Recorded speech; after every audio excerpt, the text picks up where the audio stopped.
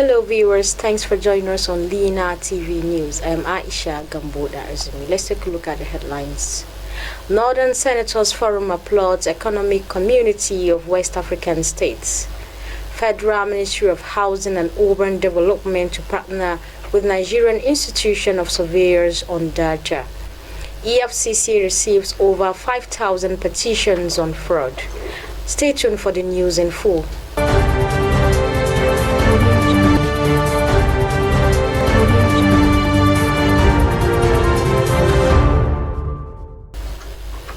The chairman of the Economic and Financial Crimes Commission, Mr. Ola Kayode, has said that in less than 100 days of his assumption in office, the anti-graft agency has received over 5,000 fraud petitions and recovered 60 billion naira loot.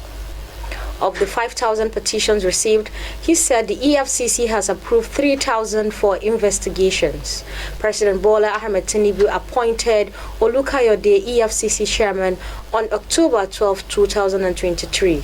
He replaced Abdul Rashid Bawa, an appointee of the ex-president Muhammad Buhari.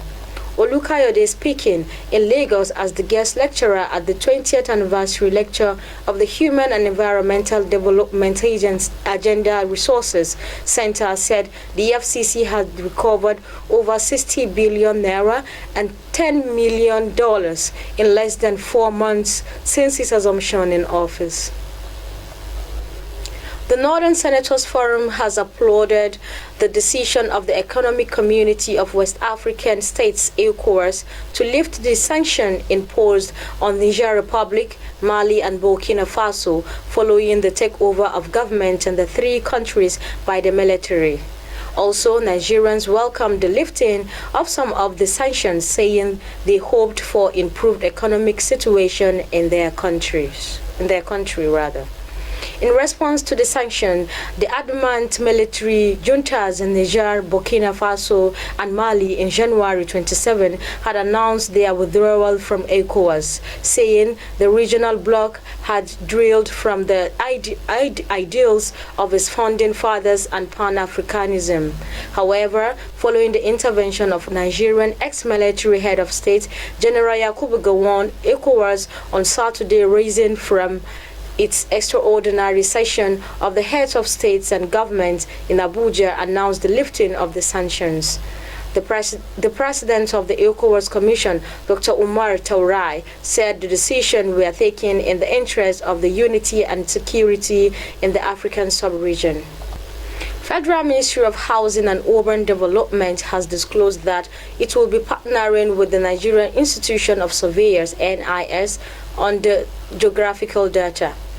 According to the statement signed by the Ministry's Director of Information, Badamasi Haiba, the Housing Minister Ahmed Ngiwa, who stated this when he received members of the Surveyors Institute in Abuja, noted that the partnership was aimed at providing insights that would inform decision-making in urban planning and management and infrastructural development.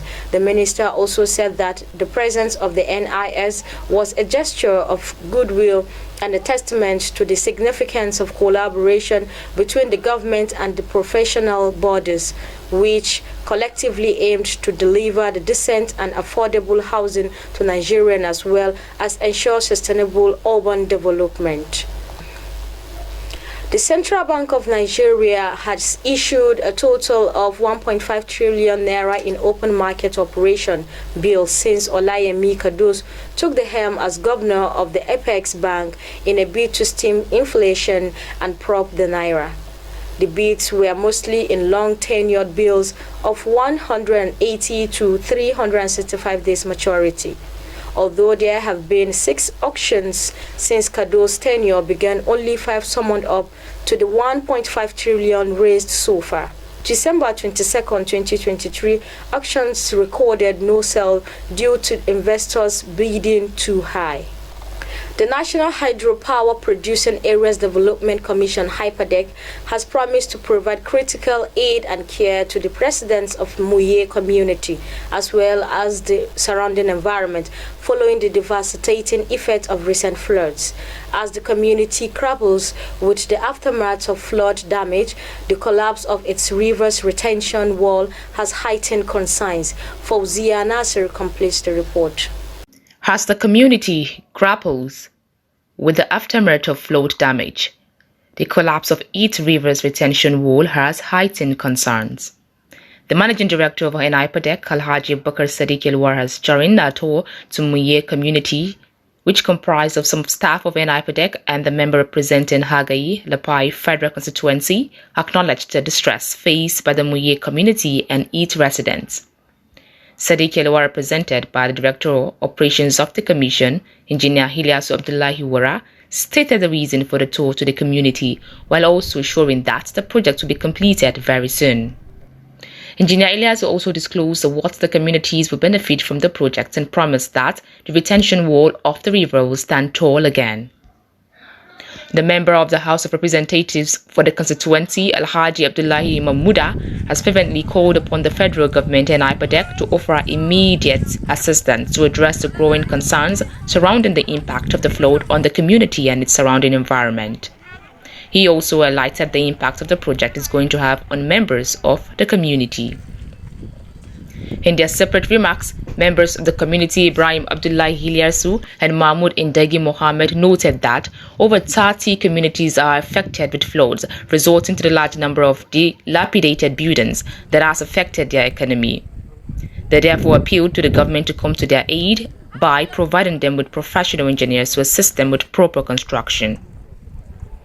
HYPADEC's intervention signifies a significant step forward in aiding the Muye community and have reaffirmed the Commission's commitment to providing crucial support to communities impacted by natural disaster. I am Fauzia Nasser, reporting for Lina TV 247. And with that story, we've come to the end of Lina TV News today.